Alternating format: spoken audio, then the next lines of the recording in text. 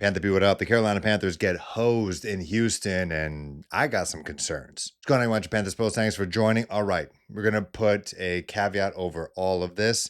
It is preseason, and to me, preseason, from joint practices to the games, that's where you experiment. That's where you test your limits to see how far you can throw, the kind of chemistry you have. You push the chemistry, you push the envelope, and that's when you make mistakes. That's why I don't get too overly concerned with pick sixes or anything like that. But what I do get concerned about is the other stuff between the plays. I'm talking about the energy, the juice, anything like that. There was definitely juice in that first preseason game against the Cleveland Browns. Shedeur Sanders, they had the whole, kit and caboodle. They had all the media people. They were still talking about that a week after the game. You had Tetra McMillan playing in front of the fans in like an actual game, not a regular season game, but like, a game at the bank. So people were hyped. But the second I tuned into this game in Houston, I saw zero juice from the Panthers. Like nothing. Like the special teams on the sidelines, just zero. Like it seemed like nobody was happy to be there. Everyone just had zero enthusiasm. And after that first drive, sure, Dave Canales, uh, you know, maybe slightly concerned for what he saw in what was a horrible first drive with Bryce Young in the first team offense, minus, guys like Jalen Coker, Damian Lewis. Zavala isn't a starter, but Damian Lewis now playing again. He's dealing with that shoulder strain. But, Dave Connelly's understandably a little bit concerned. But, I mean, it was the first series. We understood that they were going to play 3 series, and Dave Canales looked not even concerned, just kind of like apathetic, just nah. Like I saw no hype on the sidelines at all. Like you're playing football, you're back at it. This isn't OTAs, this isn't training camp, this isn't a joint practice. This is a game with fans who paid to watch you. And there were a good amount of Carolina Panther fans in the stands who paid money to go see them in Texas. Maybe they're Texas Panther fans. I know that for a fact that we have a good amount of Texas Panther fans who watch Panthers Post. Shout out to you guys. And, they shelled out money to watch a game on a Saturday afternoon. They could have done anything, but they went to that game. And the effort, I hate to hate on people's effort, but it just right out the get go, especially the first team guys, zero enthusiasm, zero juice. And that was evident. And everything was sloppy. And even Dave Canales said at the end of the game, mind you, I don't need to tell you the score. It was not good.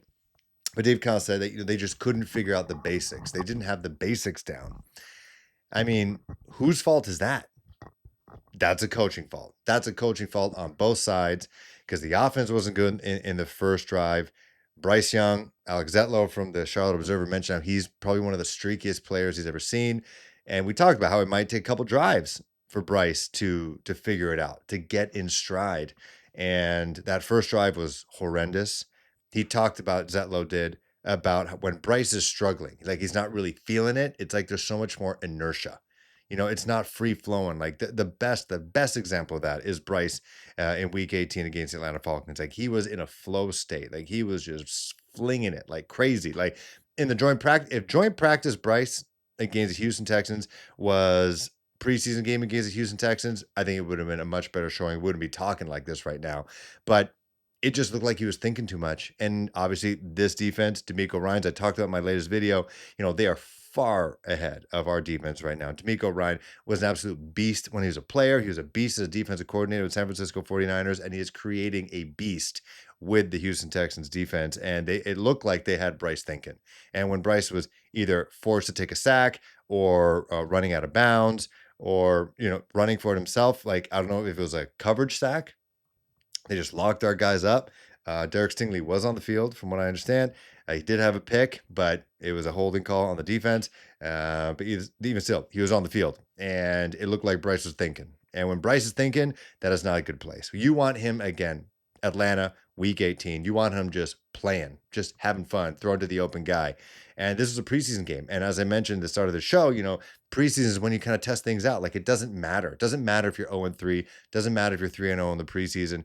Just air it out there. Test out your arm with Tetra McMillan. What's it like? Like if you miss him on a 50-yard dart, Doesn't matter if you lose the game. It really doesn't, because it's not going to matter in the standings. There's no wild card. There's no, summer league champion like there is in the NBA. Like, this is just practice. It's glorified practice that people pay tickets for. Air it out there, take a risk, and I think he was just too afraid to make a mistake. And I thought, kind of like in the Cleveland game, I thought Bryce and company, I thought they would rebound in the second drive. That didn't happen. It was even worse.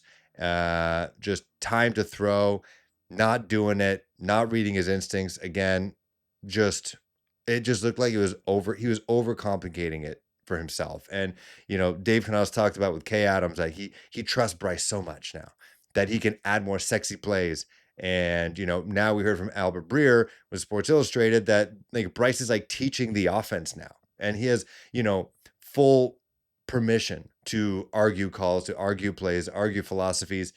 Maybe they should just kind of treat him like a dumb jock. I'm sorry. He's like, hey, dum dum, we're not going to give these sexy plays. You need to do the basic plays. Like, we're not going to do crazy shit. We're not going to give you crazy schemes. Just do basic stuff. Like, your tight end's open, like what, a second and a half into your drop, get it to him. Get it to him. Like, what are you waiting for? Why are you bailing out of the pocket? And I talked about this in the preseason game week 1 when he did. It was nice. It was highlight worthy. Finding Jalen Coker scrambling. Bryce had an opportunity to go up the pocket. He really could. He really could. But his immediate thing every time is to bail out to the right, bail out to the right, bail out to the right. And he's not big enough. He's not strong enough to do something like that all the time. It might work in preseason, but if you're at like week 15 and you got potentially division on the line, or maybe a winning record on the line, something, maybe your 6th win and that's all you're going to get, and that's your best opportunity, I don't know if you're going to get that much time to find a Jalen Coker, Adam Thielen, Tetra McMillan in the back of the end zone, scrambling to your right every time. Use the lanes that they're giving you. You're not going to outrun a Will Anderson Jr. It's just not going to happen. You're not going to outrun Brian Burns. You're not going to outrun Micah Parsons. We know that. Unless it's on the Panthers. That'd be great. But it's just, it looked like he was thinking too much, and it showed on the offense. They were completely out of sync. And honestly, after that second drive, I wanted to turn it off, but I was like, okay, no. I'm going to check it out. I'm going to check out, maybe, we heard coach, he's going to play a third series. Didn't happen. So now we understand later that they're not going to even play the third game against Pittsburgh. So really, the next time we see Bryce is week 1 against Jacksonville Jaguars. And we have to carry that momentum from this preseason game where he showed us absolutely nothing, less than, like, literally, I think he had -2 yards passing, and the offense, I couldn't even see anything develop because the lines got blown up. Taylor Moton got blown up. Ike Ekwonu, who's in a contract year, he's getting blown up. It looks like Austin Corbett's the only guy doing his job, and he's coming off like a torn pec and a torn MCL. Like, that's our lasting image. That's supposed to give us hope and belief that they're going to go into Jacksonville and they're not world beaters at all. Travis Hunter injured his shoulder. Is he even going to be playing in week 1? I don't know. Maybe just one way. He's not going 2 ways. But you're supposed to make us feel good that what we saw today is going to somehow be drastically different just a couple weeks. I don't know about that. Yes, the offense came alive against the Browns in that second series, and that was good for Bryce. That's fine. But as a dude, like, when I'm not an NFL player. If I'm at the golfing range and I have like 1 ball left, and I shank it, you better believe I'm getting a couple more balls, because I am not ending my session with a horrible shot. I want that sucker straight and hard and a good connection. That's what I want. I want to end it on a high note. You're going to end the preseason with that, and then you're just going to go into Jacksonville and think you're just going to turn it around. I don't know about that. I do not have trust in that, and especially when you got coach saying, we're not even getting the basics down. We're not even going to get the basics down, but we're not going to put the starters out there in the last preseason game, and so we're just going to practice against ourselves this entire time, and then against the Steelers, I guess they'll have a joint practice. I think, correct me if I'm wrong, and then we're just going to switch it on for Bryce, like they did in his second year, where he played 1 or 2 series against the Bills, and then they just put him out there against the Saints and got absolutely mollywopped. I think I read that I think Bryce has only played 2 more series this preseason than he did last preseason, and we're supposed to think that he has a better grasp of the offense this time, and it's just going to be fine in week 1, where it looked like he was shit in the first series against the Browns, fire in the second series, and then 2 series against the Houston Texans, just dog crap. So 4 series, 1 was decent. Okay, you're good enough to go play against an actual NFL team during an actual NFL season when things actually count. Okay, okay. Sure. Another thing I was disappointed about, the defense. So last week, the defense got shredded. Like literally Shador Sanders was talked about for another week. A 5th-round quarterback was talked about for another week because what he did against the Panthers defense, this much improved Panthers defense. Now, last week, Derek Brown didn't play. Okay, so we thought, okay, Derek Brown's not going to play. JC Horn's not going to play. So that definitely changes things a little bit. This week, Derek Brown was playing, and boy, did it look like he was rusty. He was getting moved around like a friggin' person waiting in line to get to Walmart, and they forgot to eat their Wheaties for breakfast, and the mom of 3 was just pushing them to the side so she can get her kids a PS5 for Christmas. Like, it was easy, unfortunately. JC Horn still not playing. Again, we're supposed to believe that his thumb isn't really that bad, and he's totally fine. They're just being precautious. Sure, fine. Not worried. Not like the guy's ever had freak injuries before, like a broken foot against Houston in his rookie year, and just like breaking random things. And this is totally fine. Totally fine. Shouldn't be worried about that whatsoever. That's sarcasm. Nick Scorton. So I don't know who the medical staff is with the Carolina Panthers, but first he was carted off in the joint practice against the Texans, and they said it was because of heat exhaustion. So he was not feeling good. Heat exhaustion, so they probably could put him in the cold tub, all that stuff. Shocking to me because he's a Texas guy, but he's having heat exhaustion. And then we find out he has a collapsed lung. How the hell do you miss that? How do you miss a collapsed friggin' lung? A man that big who's having trouble breathing, I'm assuming, feeling a little dizzy. You don't think, we should probably take an x-ray of his lungs to make sure they're okay. My 5-year-old has been TMI clogged up, to say the least, for quite some time. We went to a hospital, a pediatrician ER. The first thing they did was, we should x-ray to see how much is in there. We found out there was a lot. You have an NFL player, a 2nd-round pick, who's supposed to be the future on the defensive end, and he can't breathe.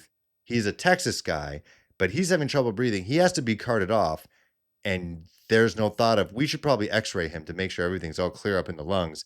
No. So we don't find out until 2-3 days later that he has a collapsed lung, and now he has to go to the hospital and then get on a plane where the pressure change is going to occur, and then go to Charlotte and then go on another plane eventually to take on the Jacksonville Jaguars.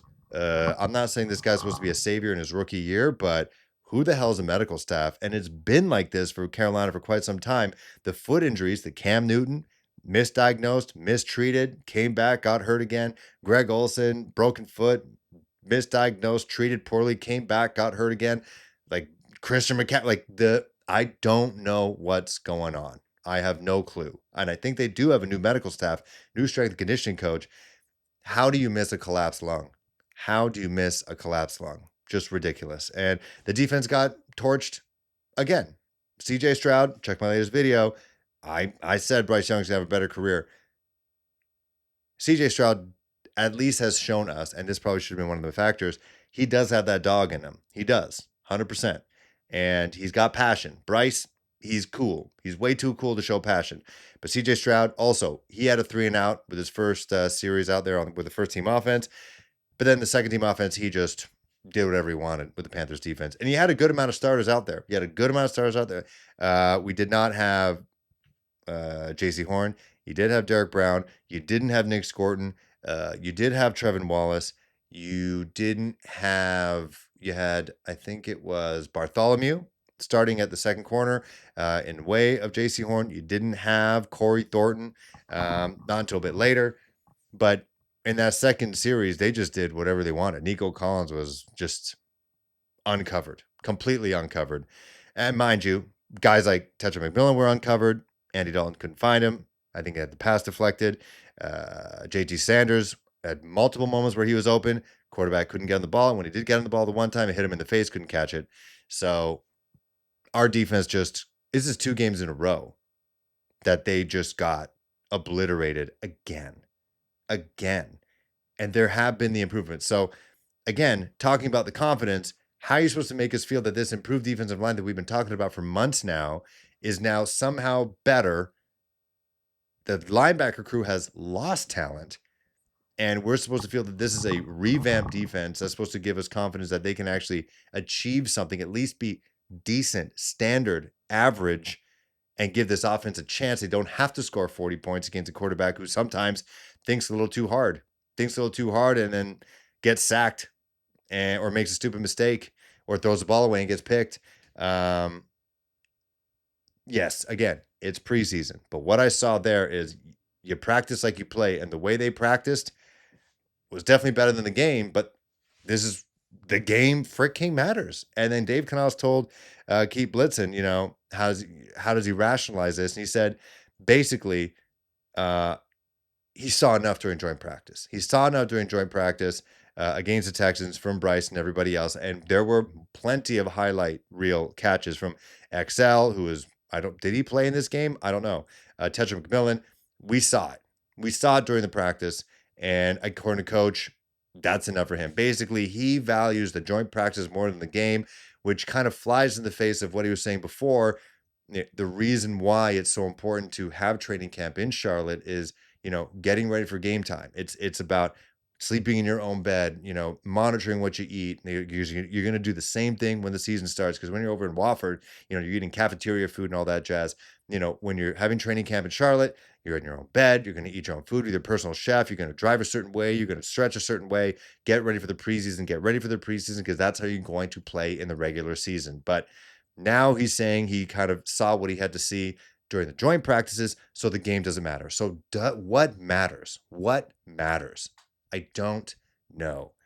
Because if the preseason games matter, and it matters about how you prepare mentally, how you prepare physically, how you prepare on the field, and then it shows up on the field, then that is not instilling a lot of confidence in me.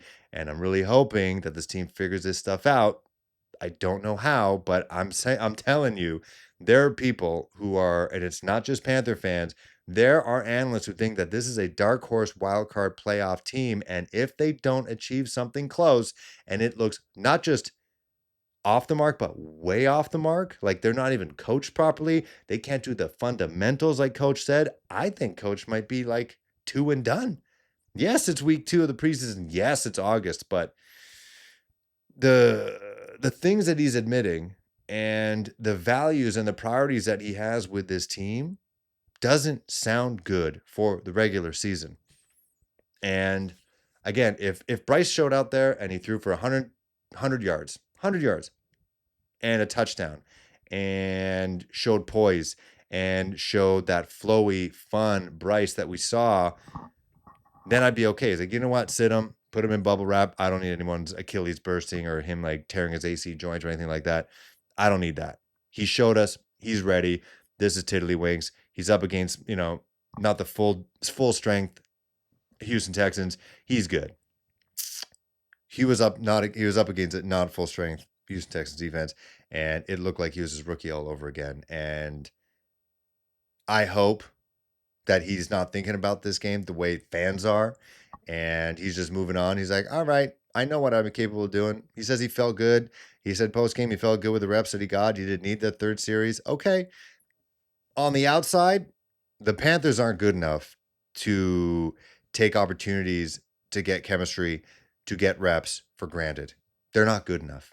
He's not good enough. Dave Canales is not good enough. Tetra McMillan's not good enough. Jalen Coker's not good. No one on this team is good enough to take reps when it's available for granted. Game reps, joint practice reps, you're not good enough. You're not the Eagles. You're not the Chiefs. You're not the Bills. You're not the Ravens.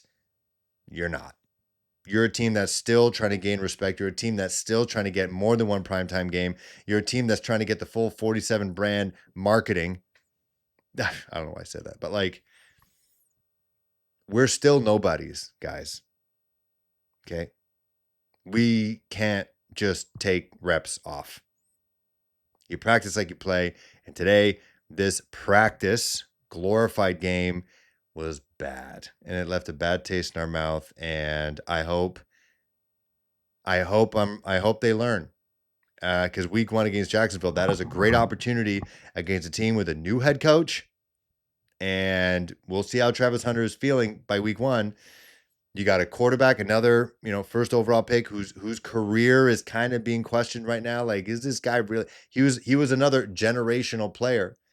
He's got a lot of pressure on him. They have a winnable division, the AFC South, but it's also, they're kind of like the NFC South equivalent. Like, it's kind of all up in the air. It's always kind of kooky, and they have an opportunity to take advantage and start 1-0.